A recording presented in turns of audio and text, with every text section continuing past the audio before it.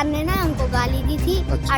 को बच्चा बोला था। तो ये एक बहुत ही गंभीर विषय है और एक आत्मसम्मान वाली बात है। और जो कार्रवाई मुझे जो सुनने में आई उसके बाद वहाँ से, वो मेरे को संतोषजनक नहीं रही। मिलनी चाहिए, निकालना चाहिए यहाँ से। खुद तो वो ऐसी है तो हमको वैसे बनाएंगे। देवप्रयाग विधानसभा के कीर्तिनगर ब्लॉक के राजकीय प्राथमिक विद्यालय मंगसू में एक शिक्षक पर क्लास में अनुसूचित जाति के छात्रों को जाति सूचक शब्द कहने और गाली गलौज करने के गंभीर आरोप लगे हैं। मामले को लेकर एक छात्र का वीडियो भी सोशल मीडिया पर वायरल हो रहा है, जिसके बाद से मामला तूल पकड़ रहा है और कार्रवाई का दौर शुरू हुआ है। सर ने ना हमको गाली दी थी। अच्छा। को बच्चा बोला था। और ऐसे बोला एक जब ना थी ना, को कुछ आ रहा नहीं था ना, को बोला।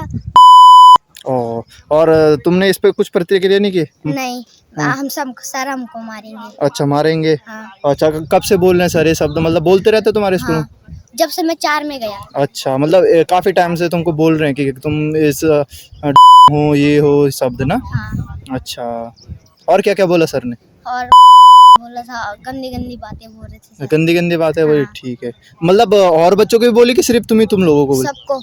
सबको, मतलब हाँ। उसमें जनरल कैटेगरी भी थे, मतलब जो ऊंची कास्ट के भी थे वो कुछ बच्चे? नहीं। हाँ, सिर्फ तुम लोगों को? हाँ। चल ठीक है। 4-5 वालों को। तो तुझे क्या लगता है उनको सजा मिलनी चाहिए इस चीज के लिए? मिलनी चाहिए, निकालना चाहिए यहाँ से। हाँ, और इस स्कूल से निकालना चाहिए है, तब वो हमको गंदी गंदी बातें सिखाएंगे। खुद तो वो ऐसी है तो हमको भी वैसे बनाएंगे। जी, वेरी गुड। दरअसल 10-15 दिन पहले से ये बात हो रही है। हमें पेरेंट्स का फ़ोन आता है और उन्होंने हमें कहा कि हमारे बच्चों के साथ मतलब मारपीट तो एक अलग बात है, मतलब हम सोचते हैं वैसे तो अभी अलाउड नहीं है, लेकिन फिर भी कोई बात नहीं। अगर बच्चा पढ़ नहीं पा रहा है और मार से वो अगर पढ़ रहा है तो हम कहते हैं कोई बात नहीं, लेकिन बात आती है जाति सूचक शब्द पे। तो ये एक बहुत ही गंभीर विषय है और एक आत्मसम्मान वाली बात है। वो सिर्फ एक बच्चे की नहीं है, लेकिन उन पेरेंट्सों की भी है कि जो अपने बच्चे को स्कूल में पढ़ा रहे हैं। इस मानसिकता के साथ पढ़ाते हैं कि हमारा बच्चा कुछ अच्छा पढ़े, समाज के साथ वो उठने बैठने लायक हो, लेकिन अगर एक गुरु ऐसे शब्द को बोलता है तो मेरे हिसाब से तो ये बहुत ही सोचनीय बात है। अब जब मामले ने तूल पकड़ा तो प्रशासन ने भी आरोपी शिक्षक का तबादला कर दिया है। हालांकि अखिल भारतीय परिसंघ उत्तराखंड युवा प्रकोष्ठ के प्रदेश महासचिव श्रीकांत ने मामले में प्रशासन की कार्रवाई पर असंतुष्टि जताई है। उनका कहना है कि अधिकारियों के द्वारा शिक्षकों को बचाने की कोशिश की जा रही है। उन्होंने कहा कि अगर शिक्षक पर लगे आरोप सही हैं तो फिर उस पर कानूनी कार्रवाई होनी चाहिए। उन्होंने इस मामले में कीर्तिनगर थाने में भी एक शिकायती पत्र देकर कार्रवाई की मांग की है। वहाँ के अध्यापक थे, यद्यपि उनके द्वारा तो नहीं स्वीकार किया गया कि उन्होंने इस तरह का कोई जाति सूचक शब्दों का प्रयोग या किया गया है या कोई अभद्र व्यवहार किया है, परंतु वहाँ पर ग्राम प्रधान और अभिभावकों का ये कहना था कि इनके द्वारा बच्चों से ऐसा कुछ कहा ज़रूर जाता है कि उन्हें ऐसा लगता है, तो वो चाह रहे थे कि जो वहाँ के अध्यापक हैं उनका स्थानांतरण वहाँ से हो जाए।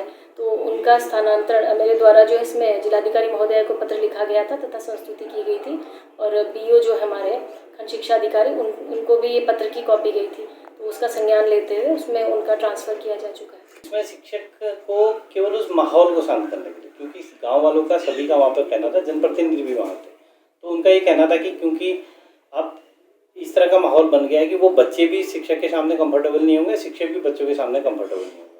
तो एक माहौल को तनातनी से बचाने के लिए सबसे अच्छा तरीका है कि वो शिक्षक कोई वहाँ से जो है अन्यत्र आप स्थानांतरित कर दें, तो मैंने इसलिए उसको वहाँ से अन्यत्र स्थानांतरित कर दिया। मैं मानता हूँ कि अगर ये दोषी हैं ये धर्मेंद्र सिंह रावत जी, तो इसमें ट्रांसफ़र का तो कोई उपाय नहीं है। तो हमने इसमें सीधा आज मैंने अपने संगठन के साथ मिलकर अपने लेटर के माध्यम से यहाँ पे कीर्तिनगर में थाने में हमने एक एफआईआर दर्ज की है धर्मेंद्र सिंह रावत जी के खिलाफ, और हमने यहाँ पे उचित कार्रवाई करने की मांग की, और SC/ST एक्ट के उसमें हमने इनको तुरंत जो भी इसमें कार्रवाई बनती है उसकी हमने यहाँ पे मांग करी। वहीं मामले में आरोपी शिक्षक धर्मेंद्र सिंह रावत ने खुद पर लगे आरोपों को निराधार बताने की कोशिश की है। शिक्षक का कहना है कि उन्हें नहीं पता कि ये बातें कब और कहां से निकली हैं। उन्होंने खुद का बचाव करते हुए कहा है कि अपने सामाजिक जीवन में भी उन्होंने कभी जाति सूचक शब्दों का इस्तेमाल नहीं किया। बहुत ही मेरी समझ से परे है कि इस तरह की चीजें क्यों की गई है। मैं कभी भी इस तरह की चीजें न अपने जीवन में करता आया हूँ। मेरे कई मित्र जो है परम मित्र इसी घर में उस जाति से जुड़े हुए मेरे साथ लगातार काम करते हैं, और एज ए टीचर मैं सबसे पहले इन चीज़ों को हर समय जो है इनका विरोध करता रहा हूँ। आप मेरे सामाजिक जीवन में यदि किसी भी यदि कोई आपके इन समुदायों से जुड़े हुए लोगों से आप बात करेंगे तो इसकी पुष्टि हो सकती है। मैं इससे ज़्यादा कुछ नहीं कह सकता और मैं बिल्कुल इससे बहुत आहत हूँ कि मैं तो इन लोगों के साथ बैठ के इनके साथ जो है गले मिल के बात करना चाहता हूँ। वो मेरे बच्चे हैं, मैं कभी भी इस तरह की चीज़ें मैंने आज तक जीवन में की नहीं है। इसके मेरे बहुत सारे एग्जाम्पल, यदि आप मैं व्यक्तिगत रूप से उन लोगों तक नहीं पहुँच पा रहा हूँ तो आप अपने स्तर से जो है उन लोगों से भी मिल लीजिए, मेरे कई मित्र हैं। इस मामले में हालांकि धर्मेंद्र सिंह रावत का तबादला कर दिया गया है, लेकिन शिक्षक पर सिर्फ जाति सूचक शब्द कहने के ही नहीं बल्कि अभद्रता और गाली गलौज के भी आरोप लगे हैं। ऐसे में ऑल इंडिया परिसंघ उत्तराखंड युवा प्रकोष्ठ उन पर SC/ST एक्ट के तहत मुकदमा दर्ज करने की मांग पर अड़ा हुआ है। बहरहाल खबर बहुत ही शर्मनाक है और शिक्षक पर इस तरह के आरोप बेहद गंभीर। संवाद 365 के लिए भगवान सिंह की रिपोर्ट।